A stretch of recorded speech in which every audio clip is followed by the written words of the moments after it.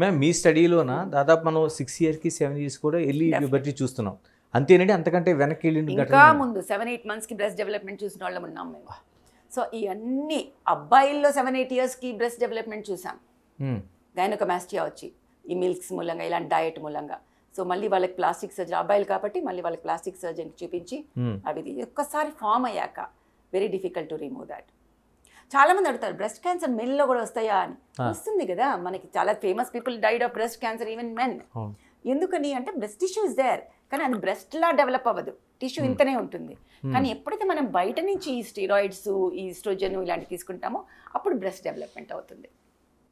మేము చాలామందికి అంటే మనకి మెంటల్లీ చూస్తే చిన్నపిల్లలు ఉంటారు, కానీ ఫిజికల్లీ చూస్తే పెరిగిపోతారు. అంటే ఈ ఒక్కసారి మనం పక్కెళ్తే వాళ్ళు మాట్లాడుతున్న తీరు అంతే, అంటే వాళ్ళు వేస్తున్న మనం చూస్తున్న టీవీలో డాన్సులు, వాళ్ళ డైలాగ్స్, లేకపోతే తర్వాత పాటలు, ఇవన్నీ ఎలా చూడాల్సిన అవసరం ఉంది మేము అసలు? I think all of us have to understand that వాళ్ళ ఒక పిల్లల బాల్యాన్ని చంపకూడదు.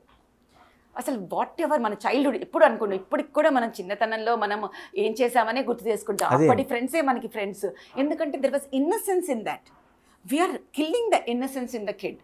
ఆ పాప ఆ స్టెప్ వేయటం వల్ల అది ఇన్నసెంట్గా చేసి ఉండొచ్చు, బట్ చూసే వాళ్ళల్లో మనకి ఏమి రేగుతుంది, అందరూ ఫాదర్లా చూడరు కదా, బ్రదర్లా చూడరు కదా, అది మనం క్రియేట్ చేయలేం మనం.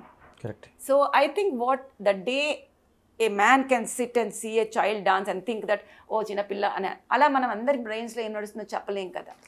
So I think people have to understand that మా పాప చిన్నది, మేము చేస్తున్నాము, మీకేంటి అంటే that this no answer for it. But ఆ పాపకి ఏమైనా జరిగినా కూడా దానికి జిమ్మెదారి మనమే అని కూడా గుర్తుపెట్టుకోవాలి.